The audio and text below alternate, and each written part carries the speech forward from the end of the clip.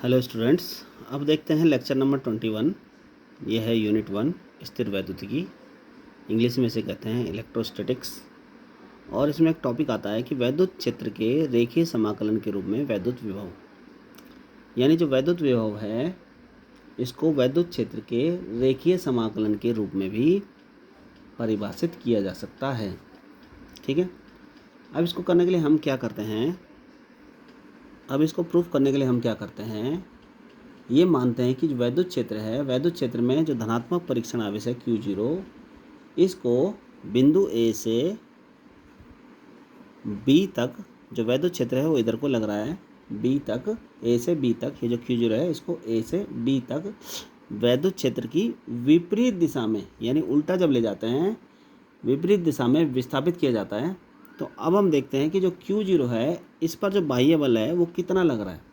ठीक है, यहाँ पर क्या है, ये कम विभव है और यहाँ पे ज़्यादा विभव है। ठीक है, वैद्युत क्षेत्र इधर को है और फोर्स भी इधर को ही लग रही है। इस पे परीक्षण आवेश पे हम क्या कर रहे हैं, इसको वैद्युत क्षेत्र की विपरीत दिशा में Q0 को A से B तक ला रहे हैं। ठीक है, तो देखते हैं इस पर बल कितना लग रहा है परीक्षण आवेश पर। तो परीक्षण आवेश पर जो बाह्य बल लगेगा वो कितना लगेगा, -Q0 E लगेगा। वेक्टर में देखेंगे तो ये माइनस दिखाना पड़ेगा। माइनस क्यों, क्योंकि हम क्या कर रहे हैं, जो परीक्षण आवेश है इसको बिंदु A से B तक ला रहे हैं, वैद्युत क्षेत्र की विपरीत दिशा में इसको हम ला रहे हैं। ठीक है, तो अब क्या कर रहे हैं कि परीक्षण आवेश जो है उसको अत्यंत सूक्ष्म विस्थापन DR तक विस्थापित करने में कृतकार्य है। ठीक है, जो चित्र था हमारा ये था, जो परीक्षण आवेश है ये Q0 को, अब ये छोटा सा डिस्टेंस जो है DR, इतना विस्थापित करने में कितना काम करना पड़ेगा, पहले हम वो देख रहे हैं।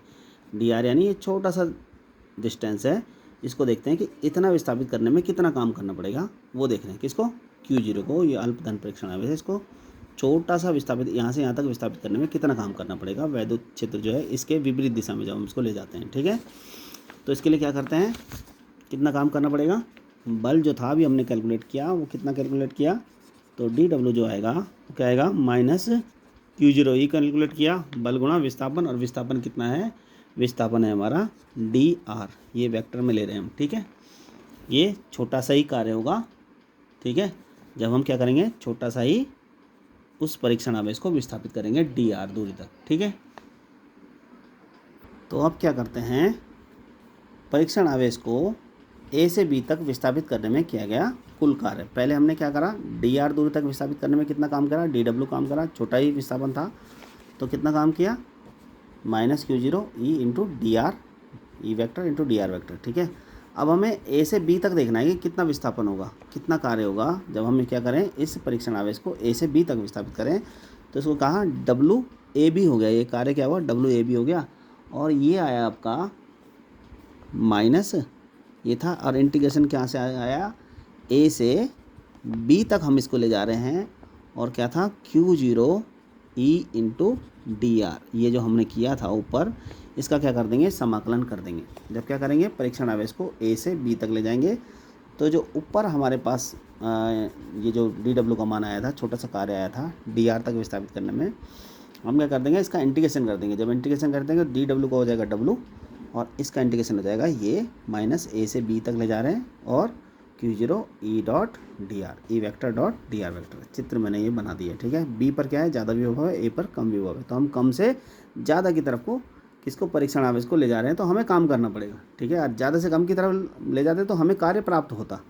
अभी क्या कर रहे हैं, कम से ज़्यादा की तरफ ले जा रहे हैं तो हमें काम करना पड़ेगा। ठीक है, तो यहाँ से अब हम इसको करते हैं क्या, जो WAB है हमारा, ये Q0 को इसके बटे में कर लेते हैं, तो Q0 बटे में आ जाएगा, तो क्या आ जाएगा,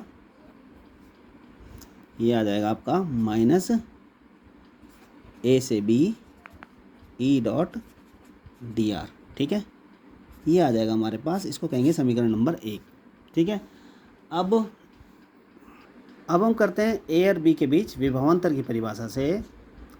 तो क्या है, B पे ज़्यादा विभव है, A पे कम विभव है, तो ज़्यादा में से कम विभव को घटाएंगे, तो क्या आ जाएगा आपका VB minus VA equal to W upon Q0। W क्या है, A से B तक ले जाने में जो हम परीक्षण आवेश को ले जा रहे हैं वो कार्य है। ठीक है, ये हो गई हमारी समीकरण 2। अब 1 व 2 से क्या हुआ, दोनों ही हमारे क्या हैं, WAB/Q0 के मान हैं, तो इनको बराबर कर देते हैं 1 व 2 से। तो क्या आएगा आपका, ये आएगा WAB/Q0 equal to VB minus VA equal to minus E.DR। ये कहाँ से ले गए, A से B तक हम इस परीक्षण आवेश को ले जा रहे हैं। तो 1 और 2 की तुलना जो हमने करी वहाँ से क्या है, VB minus VA equal to minus A से B E vector dot DR vector. ठीक है, अब यहाँ पे ये कहें कि यदि बिंदु A जो है ये अनंत पर है, ये कहा कि यदि बिंदु A क्या है, अनंत पर है, तो तब हम क्या करेंगे, जो VB है माइनस VA यानी ये हो गया अनंत पर, या माइनस ये हो गया VA जो हो गया हमारा अनंत पर है, तो ये हो गया अनंत से और ये B तक ये आया E.DR वेक्टर आया। तो पोटेंशियल हम अनंत पे जो है वो 0 मानते हैं, तो ये आ गया VB इक्वल टू माइनस अनंत से B बिंदु और E.DR वेक्टर।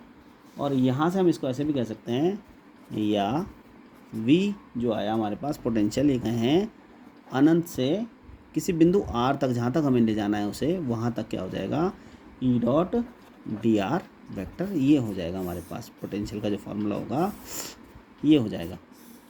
यानी जो वैद्युत विभव है, वैद्युत विभव वैद्युत क्षेत्र के ये रेखीय और ये समाकलन के रूप में, वैद्युत विभव वैद्युत क्षेत्र के रेखीय समाकलन के रूप में हम इसको दिखा सकते हैं।